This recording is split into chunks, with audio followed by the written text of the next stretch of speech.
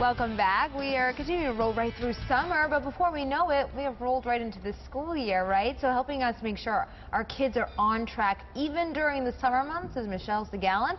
She is the CEO and founder of Successful Study Skills for Kids.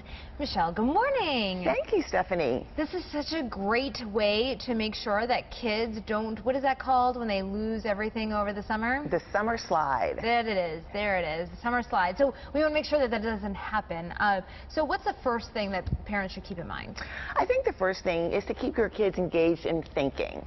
And the best way to do that is for them to read. And reading doesn't just have to be about something boring or something that's forced. It can be something fun.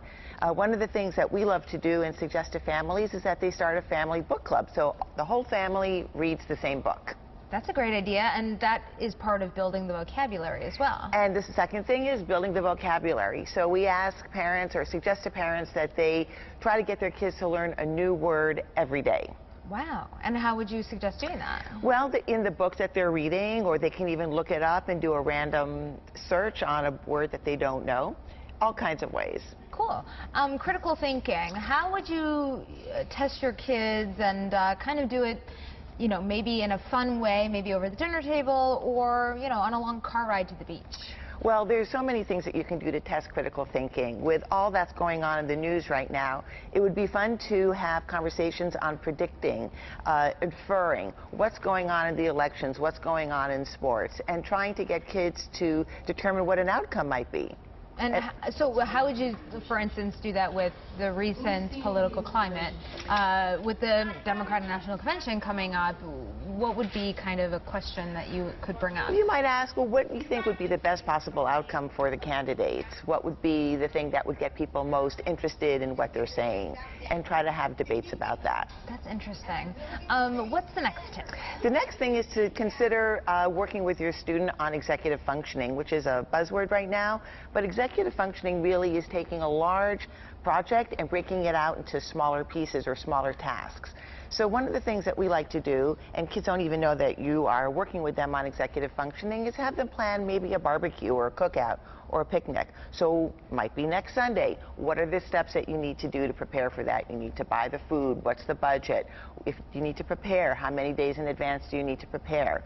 You need to make invitations. So all of that is actually using executive functioning skills. And executive functioning just means being able to make a list and be able to organize? Right, make a list, plan it out, break it into smaller pieces, or what they say, chunking it into smaller pieces. So that things don't seem so hard to attain. And overwhelming. We Right. don't want that. And that's, you know, relating that to preparing for a test. You don't want to be cramming. So you want to think maybe a week before the test and break it out into smaller pieces. And so that would be the correlation. All right. And any other tips?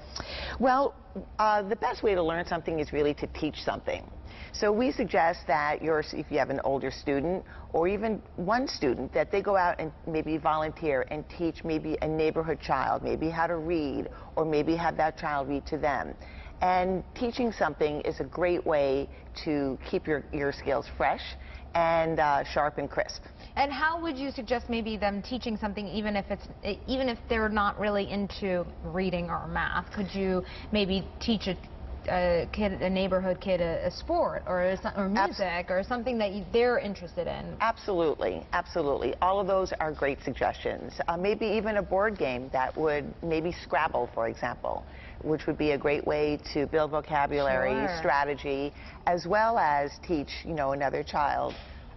Perfect. Sounds like a game night should be in the books tonight, maybe. I agree. Yeah. Well, thank you so much, Michelle Segalin. Great information, as always. Thank you, Stephanie. And for more information about Michelle, you can head to our website, WTNH.com. Just click on that On Air tab, pull it down to the Good Morning Connecticut Weekend section. 7:45 now on your Sunday morning. And Kevin, it's going to be another hot one out there, right? Putting the sun in Sunday. Yes, without a doubt. We're going to see the sun shining all day today. It's going to be another hot day. Not as hot as what we saw yesterday.